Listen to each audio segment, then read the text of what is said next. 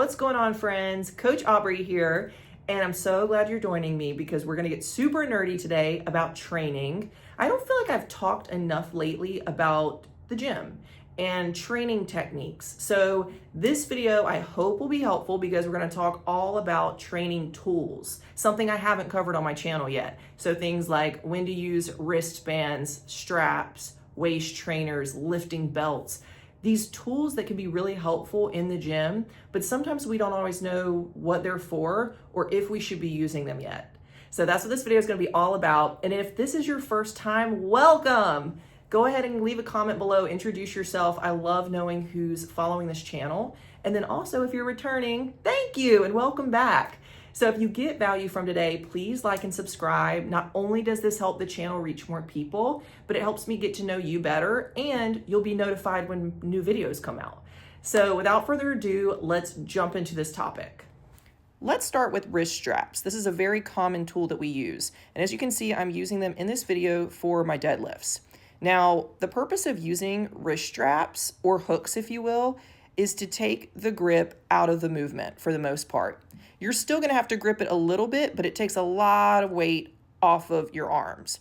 And so this is gonna help you build more back. So what you'll find is if you start to get stronger and stronger, when you start to do certain pull movements like I'm doing here where I'm using a lot more weight, your arms are going to fatigue before your back or your legs do. Your back and your legs are much larger muscles than your arms. So what'll happen is you'll get to a point where you'll fatigue before your back or your legs fatigue. So that's when you know it's time to use wrist straps.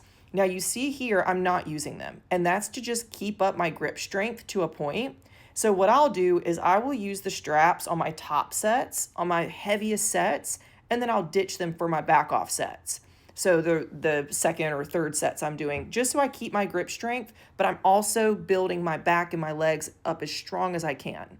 So again, the purpose of the wrist straps or the hooks is going to be to take the grip out of the movement. In just a moment, I'm going to show you a short clip where I explain how to use straps because they can be a little tricky if you haven't used them before. But I just want to say when it comes to choosing them, it's really up to you. A lot of people ask, should I use the hook version or should I use straps? And it's really a personal preference. The hook version is going to be quicker for setup, but the strap version is going to connect you a little bit better to machines. And it's a little more versatile. So VersaGrips are also a great option that kind of meet in the middle because they sort of operate as a soft sort of hook, if you will. Now let's check out that tutorial. So for this, sometimes they have a pad that helps. It's always going to be on the back of your wrist like that. If it doesn't have a pad, still, it's always going to be on the back of your wrist. But what you need to do is put it together first, if it's not already. Probably is. But the easiest way to get into it is to put that on the back of your wrist and then tighten it, lay that part in your hand. So it's going to look like that. That's how you start. And then, so regardless what you're on, if you're on a dumbbell, a barbell, whatever you use, like even if this is up in the air, pretend this is a lat pull down machine, the bar is right there, you're gonna loop it the same way. You put the strap on top in the middle, then you wrap it around, so it's like this, and then you tighten it with your hand a little bit. So it'll ultimately look like this. I'm going to throw in a quick reference on wraps. So as you can see here, my husband's using shoulder wraps. Sometimes you'll see people using knee wraps or ankle wraps. And these again go back to helping with stabilization. So there's a lot of tendons around our joints and our muscles grow a lot faster than our tendons do. And a lot of times we can either have an injury or get really sore around our joint areas when we're moving a lot of weight. So this goes back to remembering that you don't have to use these, but if you're starting to feel a little unstable in certain joints, or maybe you're starting to really push a lot more weight than you're used to, it might be time to incorporate wraps. And also, if you have a prior injury, wraps might be a good idea. So it's really a personal basis. Hopefully this has been helpful so far. If it has, go ahead and leave a comment below. And if you have questions about that section, leave a comment below and I will answer you. The next thing we're going to talk about are lifting belts and waist trainers. And I'm gonna start with waist trainers because I don't think I have a video of that. People ask me, is there really any truth to waist trainers? Do they actually work? And I'll tell you this, if you're not eating right and you think just wearing a waist trainer is gonna make your waist smaller, it's not gonna work. However, if your diet is really locked in and you're on top of your macros, you're consistent in the gym, and you're trying to get leaner and you want to have more of that X shape, then I have noticed a difference in my waist when I use a waist trainer. I don't use it for more than 30 minutes at a time. You don't want to be using it for a full workout. It's just not good for your organs.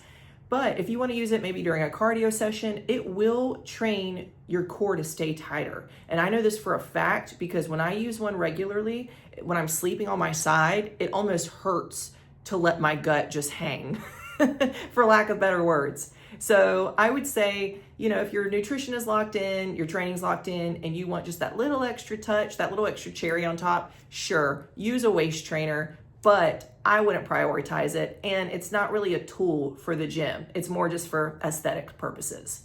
So let's talk more about the lifting belt, which is really common. Belts are going to be used to give you stability. They're similar to waist trainers, but more sturdy. Now, a waist trainer can add stability to a squat, but belts are designed just for that. You don't want to put it too low and you don't want to put it too high. You want to think about putting it around the smallest part of your waist. This is to stabilize your spine. So when you're doing movements like deadlifts, squats, or just movements that are really loading your spine, this is going to add stability and protect your spine. Because again, it goes back to muscle groups, and think about the larger muscle groups, legs, back. So things like stiff leg deadlifts, squats, a standard sumo deadlift, anything like that that's going to put a lot of weight on your spine, but help you build up your legs, a belt's going to be beneficial. And just like with the straps, I always recommend use a belt on your top sets, on your heaviest sets, and then maybe ditch it for your back off sets because you do want a strong core and you want your core to be able to stabilize you during these movements. However, you don't want to put your body in jeopardy. So if your legs and your back are getting so strong that you need the belt in order to keep increasing your numbers and increasing the weight as you go, use the belt. And then when you lighten the weight for your back off sets, then maybe get rid of it for that time and let your core do all the work. All right, I'm gonna throw in a bonus on this video. So if you got value from this, please like and subscribe. Here comes your bonus. This is a tool that a lot of people don't use, and it's used for things like hip thrust, where you have a really heavy bar on you and you're in more pain from the bar than you are from the actual movement itself. So if the bar is hurting you more than your muscles are burning, here's a great tip. Ta-da! Use a pad, use an extra yoga pad. This is the bonus. So even if the bar already has a pad or you're adding one of those pads that's made for a barbell, you can add an extra yoga pad. That way you can go up in weight, you can move even more weight without unnecessary pain. You don't have to have unnecessary pain during your training. So go get strong, use the equipment you need. If you got value from this, don't forget to like and subscribe and leave any questions or comments you have below.